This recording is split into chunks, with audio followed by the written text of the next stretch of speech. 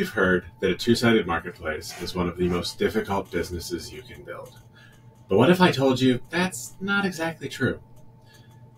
Welcome back to the Idea Supply Chain, where we take a look at where ideas come from and what makes ideas valuable.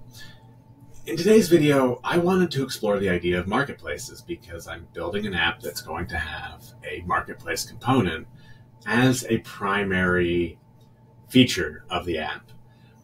And if you talk to a lot of people, they'll say, oh, maybe avoid the two-sided marketplace, or like, make sure you read the cold start problem.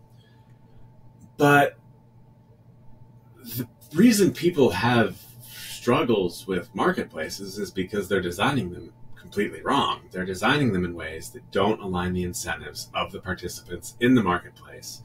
And therefore, the various relationships that end up happening create the marketplace's collapse over time by just completely making everybody in the market fight each other. And that is really bad for a marketplace.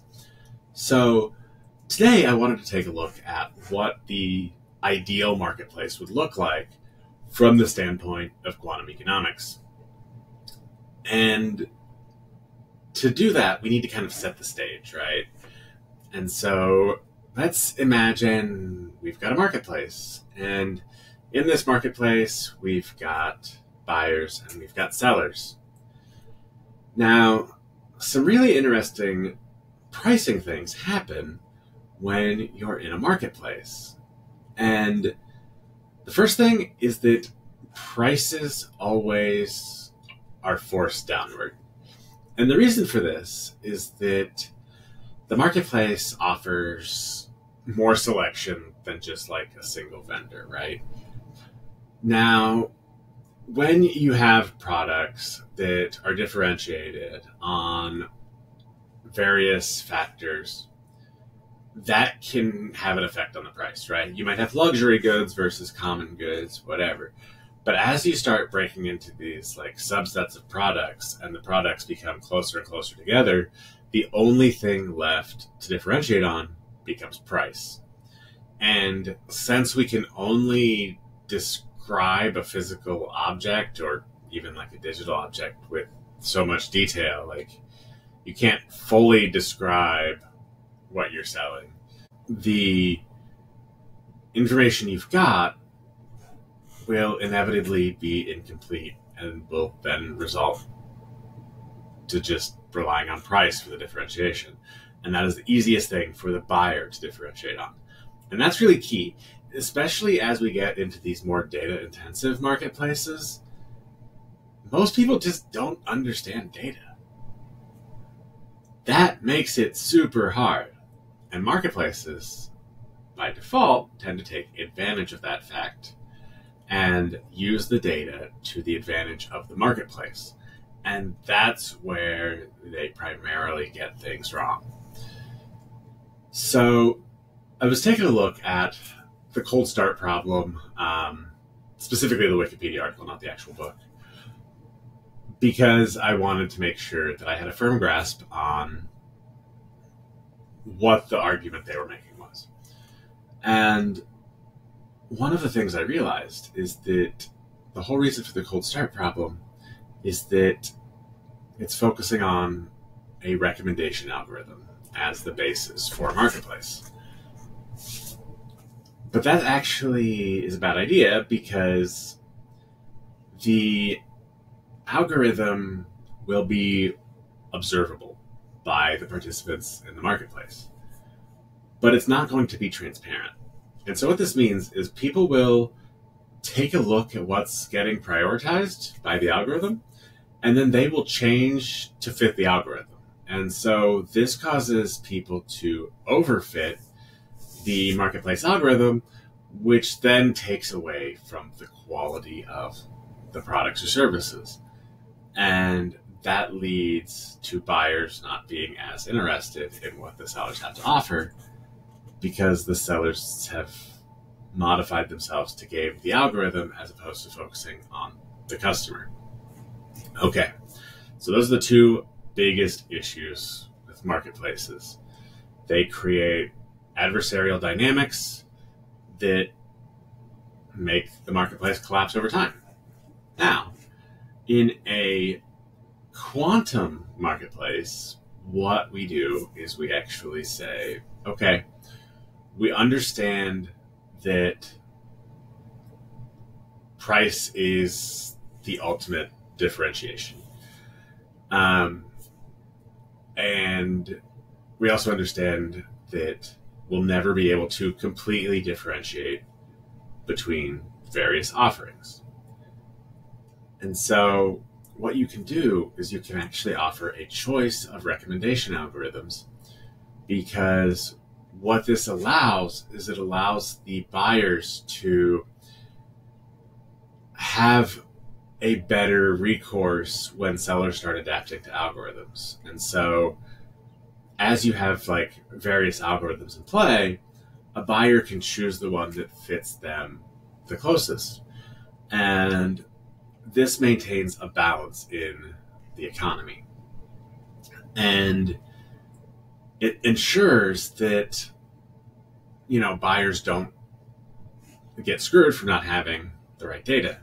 I also think the important thing is for marketplaces to transparently offer data to both buyers and sellers. So what we want to do here is we actually want to create a transparent economy. So if we look at it in terms of games, most people think of the economy in terms of poker. It's a game of incomplete information.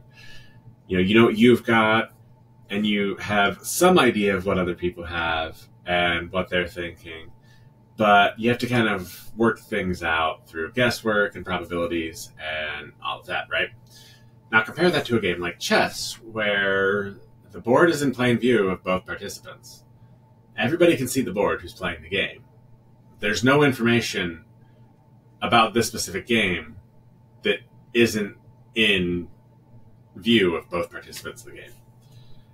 In a marketplace, this is extremely important, because what we want to do is we want to create the best possible set of data for both buyers and sellers to feel confident that they are making the absolute correct decision. This becomes a very powerful mechanism for creating longer relationships. All right, next thing I want to get into is having the top sellers on a marketplace. Okay, so let's say you're a seller who has some incredible merchandise. You've got this great product. You want to sell it at a premium. It's a luxury good. Great. Take it to the marketplace. And you're put together with 5 other products that look kind of the same, but they're all way cheaper because they're not nearly as high quality. But the problem is the buyer comes up and they can't really tell the difference. And so if you want to make the sale, you're going to have to really convince the buyer that what you've got is special and worth buying. Okay, so let's say you've been attending this market for a long time and you're tired of having to convince people. But you've also built up a reputation. People trust you. They know that you sell quality stuff. Instead of being in the marketplace, it actually makes more sense for you to open up your own shop, because then you set the context of what the buyer is seeing the product in, right? And so you can control the perception of your product, and you're not relying on what else happens to show up next to it in the listings. So at that point, any top seller is going to be incentivized to move off the platform. The other thing that they can be incentivized to do, depending on how the seller thinks, is maybe they view it as a relationship building thing. And so they're willing to put in the extra work or to sell a little bit lower to build a relationship with a buyer, and then hopefully like have that buyer buy repeatedly. And this is actually something that I think is very, very intriguing when it comes to digital marketplaces, because what can happen is we can get different ways for buyers and sellers to create a stronger relationship and to take that relationship outside of the marketplace. And this is something that I think marketplaces typically avoid as well. They try to keep everything happening on the marketplace site or whatever, because that's where they can control things, right? That's where they can see everything that's happening. And that's where they try to like interpret what they're seeing.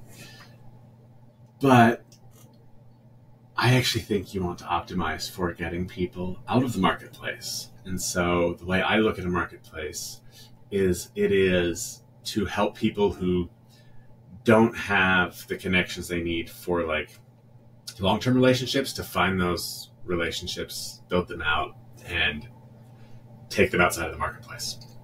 And so I view the marketplace as something that should be widely open and easily accessible to anybody, and allow people to just graduate is the way I look at it. And so what I'm doing is I'm personally building out kind of a task marketplace based on what startup founders need done. And so I've got an AI co-founder. It's going to be keeping track of what tasks founders are like putting off to the side and not doing. And then it'll create a marketplace around those tasks. And so my goal is to have these very small, like low priced tasks that can be used to indicate a potential longer term relationship. And maybe it's like an agency relationship where somebody's doing the work for you, or maybe it's an employer-employee relationship where you find talent. You can actually get so much information from this by just offering these very, very small tasks. And I want to offer that to both buyers and sellers, and then offer services on top of that as a way to monetize the platform. This does come with some risks, but I'm making my bets based on the best case scenario for both buyers and sellers in the marketplace.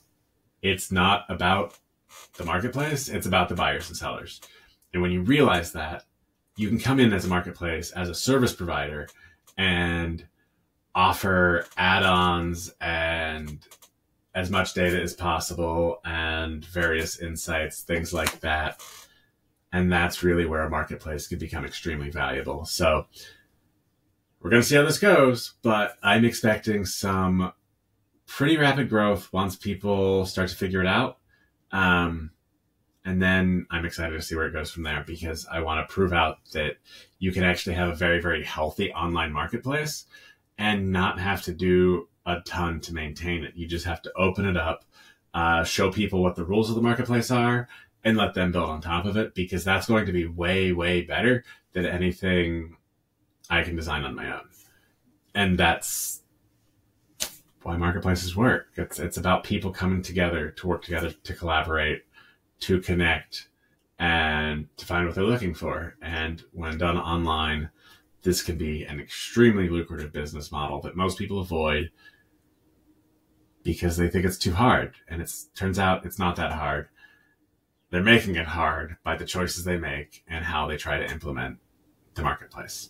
So hope that's helpful. I'll be showing some more concrete examples over the coming weeks as I start to implement this, and I'll be able to actually show you in the app where I'm doing exactly these types of principles, because that's going to be helpful for you to understand exactly how marketplaces work. And then we'll take a look at the data and we'll see, first of all, if I'm right. Pretty sure I am, but you know, hey, got to prove it out, right?